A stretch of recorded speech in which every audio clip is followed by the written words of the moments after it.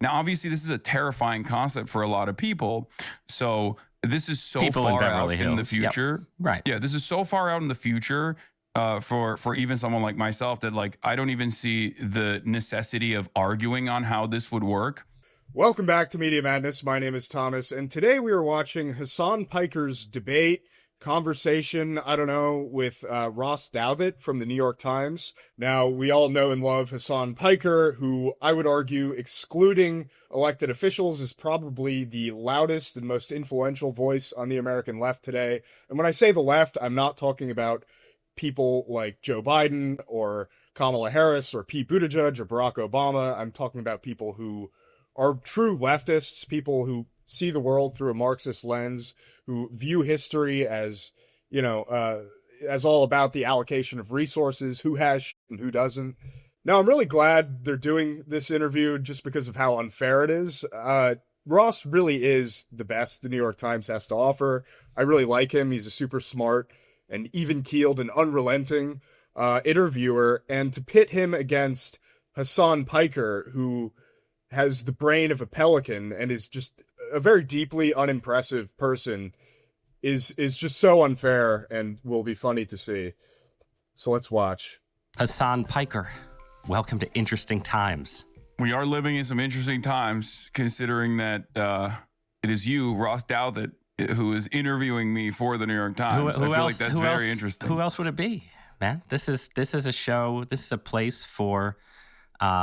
I do have to make a point about the way that leftists pretend that they're constantly pushed to the fringes when, broadly speaking, they've enjoyed a great deal of mainstream acknowledgement and acceptance. It reminds me a lot of the way that my English teachers would talk about like someone like Arthur Miller, who wrote The Crucible. Like, they acted like this person was tarred and feathered in the street. Meanwhile, and that they've been persecuted and their books were banned and all this. I mean, meanwhile, you look at the history of this play, and it's been a staple of American high school curriculum in public schools, since the 60s or 70s. Like, how persecuted could you really be if you are enjoying a great level of acceptance and enforcement of what you believe by every mainstream institution? The New York Times included. Like, New York Times and the rest of the legacy media has been very charitable to perspectives to of our moment, and yeah, I think that's what you represent, and we're gonna get into that. We're gonna talk about the Hasan Piker worldview. We're gonna talk about debates about political violence, but I thought we should start because. Okay, so he starts with talking about like, wow, you stream for 8 hours a day. That's really hard to do, which I'm sure it is actually. But let's go ahead to where they start talking about Hasan's worldview.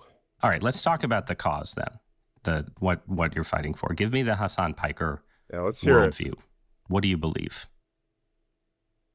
I believe that the United States of America is a profoundly wealthy nation. It's the wealthiest nation on earth right now. And therefore, it could be doing right by all of the people that are in the United States of America, and yet it refuses to do so. Imagine being Ross Douthat, and like a few weeks ago, you're listening to Peter Thiel. You're having this really schizo, high IQ conversation about the Antichrist with Peter Thiel.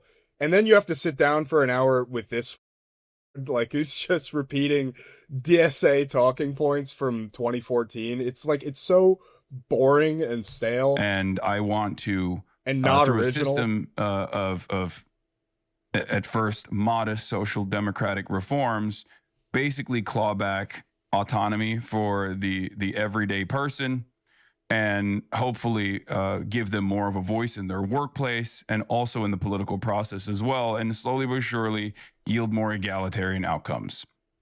On the global dominance side, I think that we should significantly scale back imperialism and let's scale back the imperialism, and guys. the endless wars that we engage in, and focus on helping people in this country, and even focus on helping people in other countries, but in a meaningful way, not in a way where we change their own internal governance structures, aggressively and sometimes directly through intervention and by force. Okay, so situate that narrative relative to actual democratic politicians and activists and so on, right? Like, yeah, let's get back to reality. Basically, is what he's saying. Like, let's get out of fucking Candyland for a second here. Are you where Bernie Sanders is and Alexandria Ocasio-Cortez are, or are you someone who's saying that's a good start, but fundamentally, we want to be democratic socialists, but with an emphasis on the socialism? Like, how far do you want to take the transformation of America? So it's not just the transformation of America. I think it's the transformation of global politics in its entirety. I think that capitalism was an evolution away from feudalism and monarchies, and I think it was a fantastic evolution away from that structure. And liberal capitalist democracy. I'd be curious if Hasan could name any European monarch between the centuries between 1300 and 1600. I really doubt that he could. I think for a very long time presented this wonderful new evolution, but I think it's time for an alternative vision to take place, considering that the tremendous amount of bloodshed that keeps propping up this system continues, and I feel like we have an opportunity to move away from this, especially at a time when liberalism is demonstrably failing. And we are seeing, even as Cass Sunstein recognizes, illiberals that are taking advantage of this situation. Now, of course, he would probably consider me to be illiberal in some respects. Well, we don't have to say illiberal. Let's say post-liberal, right? So you've got people on the right who would call themselves post-liberal. You've got religious post-liberals. You've got the Curtis Yarvin, we're going to have a Silicon Valley king post-liberal, right? So you're a left post-liberal. So, he's like rolling his eyes at that as if he could have a conversation with him at all. It would be the most unproductive and boring thing ever. He's just totally out of his depth with everyone he talks to. I think that's fair. Hasan also is literally out of his depth with Destiny, the guy we covered earlier for making light of the Charlie Kirk stuff. I mean, like, this is the caliber of mind that we're talking about right here. So you're a left post-liberal. I think that's fair. But yes, I wouldn't say I'm a liberal. Yeah, right. You're post, right? So you want something after. Liberalism was good for a while, but it's generated too many inequalities. It's too harsh on the world. But what is the alternative? Is it Marxist? Is it essentially? I haven't seen this part. I'm going to guess he's not going to call it Marxist and then describe Marxism. Deeper and more profound government management of the economy? What are we talking about? It keeps having to pull him out of Candyland constantly. I think I don't have the perfect solution for this, and this is something that I readily admit, but I think moving in the direction of socialism would be a wonderful start. And the reason why I say that is because, as you mentioned, like a lot of the post-liberal conversations almost always revolve around unifying strength in the hands of one singular figure or one person, going back to a neo-feudalist or like a aristocratic crypto monarch structure that Curtis Yarvin advocates for. What I'm advocating for is more democracy, principled democracy, not even in the anarchist sense where everything has to be handled with or all unjustifiable hierarchies must be abolished through direct participation, but at least like having a more democratic process and getting people more involved, starting at the point of commodity production and then moving all the way to political participation. I want to talk in a minute about. He doesn't even know what to say. He's like, none of that meant anything. It's just words from some book he read. It's just meaningless. It's how you developed this worldview and your background. But I want to pause on that idea of sort of democratic change, right? Is all effective change democratic? Or, the thing that the original post-liberal Marxists tended to believe, right, was that, there's certain things you can accomplish through a democratic system, but there's also revolutionary moments right? To be clear, this isn't just a Marxist idea. Obviously, this is the United States of America. We're founded on a revolution, right? But like, what is your view of revolution as a potential transformative force in the It's good for getting rid of the system. world? All politics, in my worldview, revolves around the distribution of resources and the distribution of power. And a big part of that component is, of course, violence as well. Revolutionary violence, for example. And it just simply means like who gets to do the violence and who gets to be on the receiving end of that violence that we have normalized. Because the systems that we exist under are inherently violent. All political systems are. It's just more so about redirecting that. And I know violence is such a scary concept in this when we're discussing in this way, but we're talking about it in an academic context. But dude, like, what the fuck are you talking about? But basically, the idea is that instead of having a system that currently benefits the very few, I want a system that benefits as many people as possible, that has more, like I said, egalitarian outcomes. Ross is like, I can't stand that I have to do this.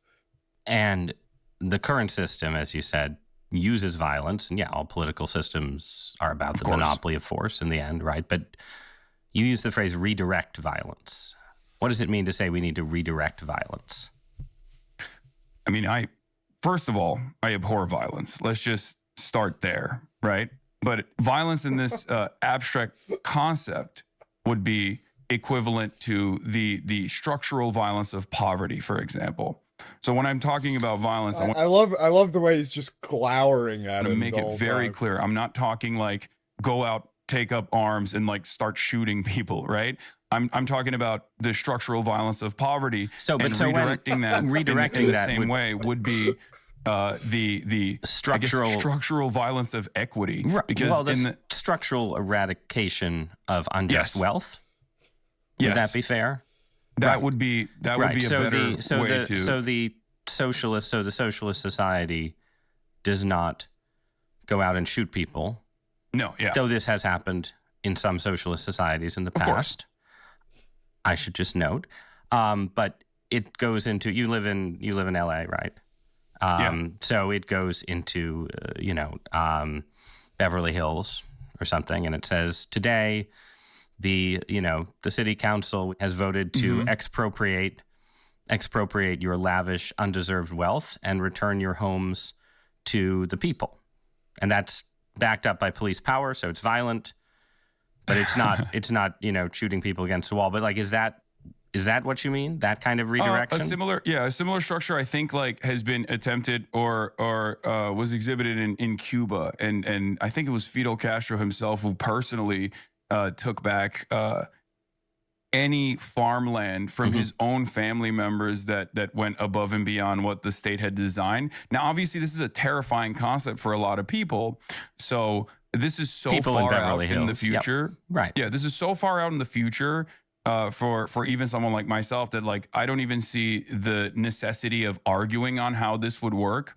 So why are you like why do you cast yourself as a political thinker then? Like if you don't see the necessity in speaking theoretically about the way that your utopia is going to work, then what are we doing here? What's the point of this?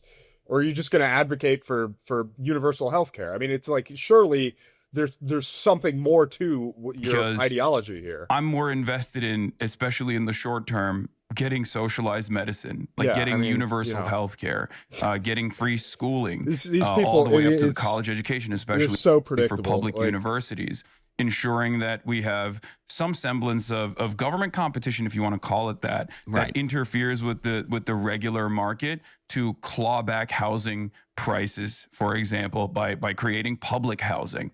Things that exist in other fairly robust social democracies and things that actually a lot poorer nations have been able to develop. Just good governance. But we're having a debate right now about political violence in the U.S., right? So yes, I agree. The expropriation of the property of wealthy Angelenos is abstract, and we can, far in the future, right? But debates about political violence in this moment. So Ross is going to grill him on the Luigi Mangione stuff, the Charlie Kirk stuff, some of his more inflammatory or you could argue insightful rhetoric about this in the past. I really don't have much more energy to give to Hasan Piker. It's, you know, you're arguing with someone who has strawberry candy gumdrops in his head. I want to finish off by saying I really cannot think of any more major figure on the left aside from maybe someone in Congress, Bernie Sanders or AOC or someone like that. But it's just, the takeaway here is just how unimpressive intellectually the left really is. Like, this conversation really is on the level of like a high school debate team type of thing. It really isn't far beyond that. And I think what's interesting about the left is the uniformity of opinion. Say what you will about the right, we have a lot of strange and crazy factions and ideas. I think you could probably nail down 10 disparate factions in the right today. I really do not think you can do this among leftists. Again, I'm not talking about like sort of your neolib types like Obama's and so on. Ross mentioned earlier Curtis Yarvin, who's this anti-democracy blogger. He's a self-proclaimed monarchist. Most people on the American right would find them completely ridiculous and would dismiss them instantly and do. But I think his existence on the right and the fact that people are okay with him being around and writing, and he's allowed to have a seat at the table in conversations in weird Twitter circles and stuff, does show you that there really is a culture of intellectual experimentation on the right. No matter how crazy a lot of its participants are, there's a lot of creativity on the right. You see a lot of people coming up with new and interesting ideas, even if we think that they're terrible. It's for this reason that there's really no concept of getting kicked out of the right wing, because I'm not really sure what that would even mean, but you hear about people getting kicked out of the left all the time because they failed some purity test or something. Hasan Piker's people is actually the constant victim of this.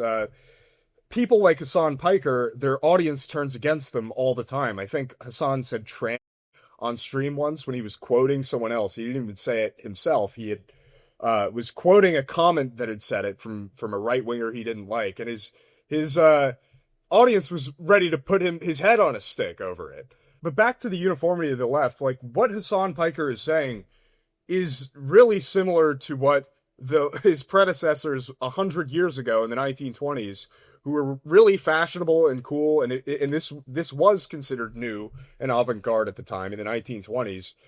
It's the exact same talking points. I don't think he realizes that he's participating in a century-old tradition that has barely changed at all. And they're really a lot worse at it too. I mean, at least the commies of the early 20th century were making interesting movies and writing plays, and in the case of someone like Oppenheimer, building nuclear bombs. But yeah, I mean, I really have nothing else to say. The left is a deflated balloon at this point. It's really on its last legs if this is their golden child here. So it's only a matter of time. That is all I got for you today. Thank you for watching Media Madness. My name is Thomas. Have a good weekend, guys. We'll see you next time.